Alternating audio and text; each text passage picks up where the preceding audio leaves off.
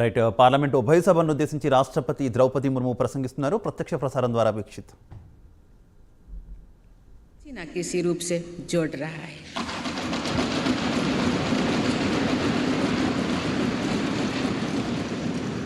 आज भारत उन देशों में से एक है जो ग्लोबल सप्लाई चेन पर विश्वास को फिर से सशक्त कर रहे हैं.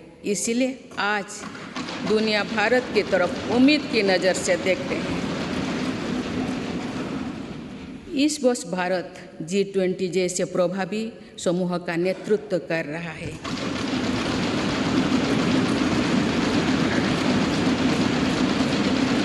One earth, one family, one future के मंत्र के साथ भारत की पूरी कोशिश है कि G20 के सदस्य देशों के साथ मिलकर मौजूदा वैश्विक चुनौतियों का सामूहिक समाधान तलाशा जाए.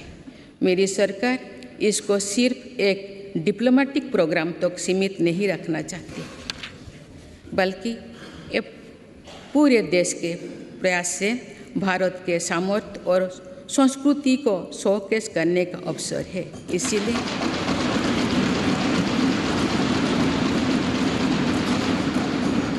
इसीलिए पूरे देश के दर्जनों शहरों में साल भर G20 की बैठकें आयोजित की जा रही है.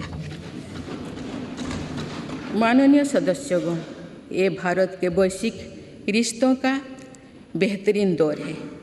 इसमें दुनिया के विभिन्न देशों के साथ अपने सहयोग और मित्रता को सशक्त किया है.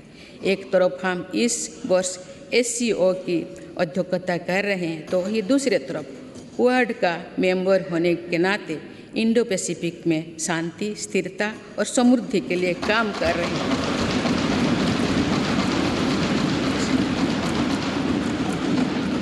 हमने अपने राष्ट्रीय हितों का सर्वोपरि रखते हुए अपने भूमिका का विस्तार किया है.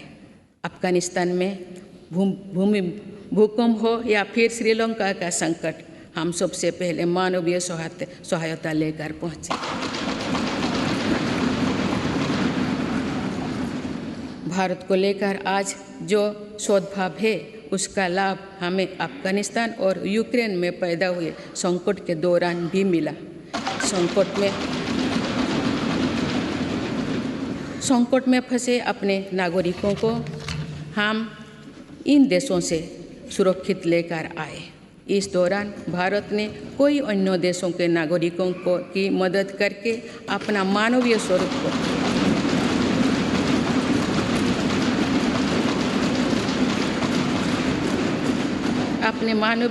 को फिर दुनिया के सामने प्रस्तुत किया.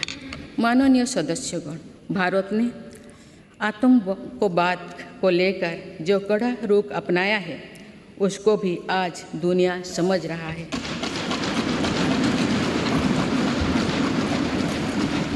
इसलिए आतंकवाद के विरुद्ध भारत की आवाज़ को हर मंच पर गंभीरता से सुना जा रहा है. पहले वर्ष अक्टूबर में भारत में पहली बार UNSC काउंटर टेररिज्म कमेटी की एक विशेष बैठक आयोजित की गई.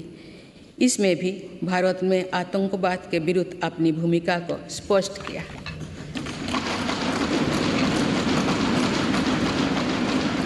साइबर सिक्योरिटी से जुड़ी चिंताओं को भी मेरी सरकार गंभीरता से पूरे विश्व के सामने रख रही है.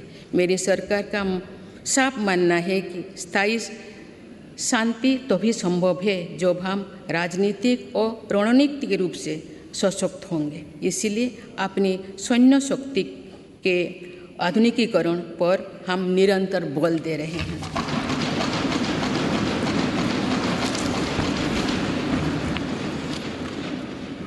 माननीय सदस्यगण, लोकतंत्र की जननी के रूप में भारत की अनंत यात्रा अनंत गौरव से भरी हुई है. हमने लोकतंत्र को एक मानवीय संस्कार के रूप में विकसित किया है, समृद्ध किया है. अपने हजारों वर्षों के अतीत की तरह ही आने वाली सदियों में भी भारत मानवीय सभ्यता की अविरल धारा की तरह अनवरत गतिमान रहेगा. भारत का लोकतंत्र समृद्ध था, सशक्त था और आगे भी सशक्त होता रहेगा. भारत की जीवटता अमर थी, आगे भी अमर रहेगी। भारत का ज्ञान विज्ञान और अध्यात्म सदियों से विश्व का मार्गदर्शन करता रहा है और आने वाली सदियों में भी विश्व की इसी तरह राह दिखाएगा।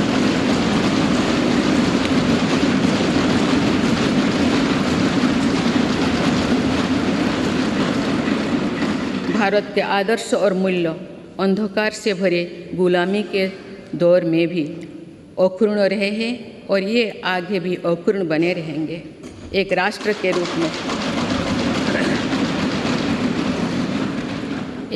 के रूप में भारत की पहचान अतीत में भी अमर थी और भविष्य में भी अमर रहेगी।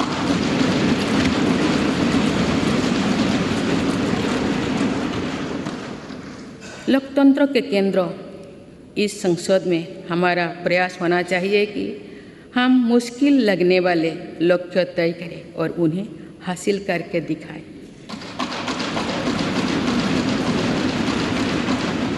जो कल होना है उसे आज पूरा करने की कोशिश करें। जिसे दूसरे कोई आने वाले दिनों में करने के बारे में सोच रहा है उसे हम भारतवासी पहले करके देखा। आइए अपने लोकतंत्र को समृद्ध करते हुए हम उस वेद वाक्यों को आत्मसात करें जिसमें कहा गया है संगच्छोधो संबोधोधं संबोहो मनांसी जानतम, अर्थात हम सब एक साथ कदम से कदम मिलाकर चले, हमारे संकल्प स्तरों में एकता का प्रवाह हो और हमारे अंतःकरण एक दूसरे से जुड़े।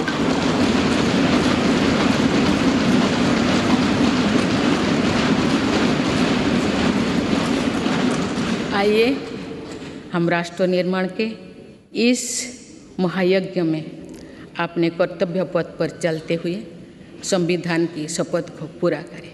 धन्यवाद। जय हिंद, जय Bharat.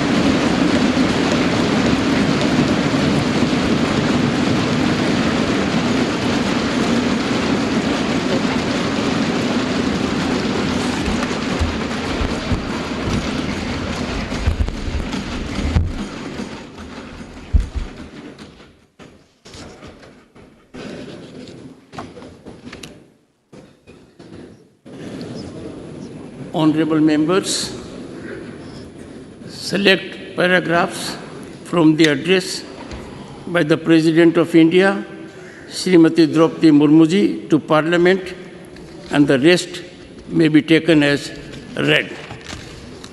Honorable members, it gives me a great pleasure to address both houses of Parliament assembled together. A few months back, our country completed 75 years of independence and entered the Amrit Kal. This Amrit Kal period of 25 years is the period of golden centenary of independence and making of a developed India. In almost 9 years of my government's term, the people of India have witnessed many positive changes for the first time. Honorable members, Lord Basaveshwar had said, Kai Kave Kailash, which means Karma is worship and Shiva is in the Karma itself. Following this path, my government is actively engaged in performing the duty of nation building. Today, India has a government working at unprecedented speed and scale. Today, I express my gratitude through this session to the people of the country for electing a stable government for 2 consecutive terms. Over the years, the country has developed a stable and transparent regime in the form of DBT and Digital India. Today, the monetary benefits of more than 300 schemes are directly reaching the bank accounts of the beneficiaries.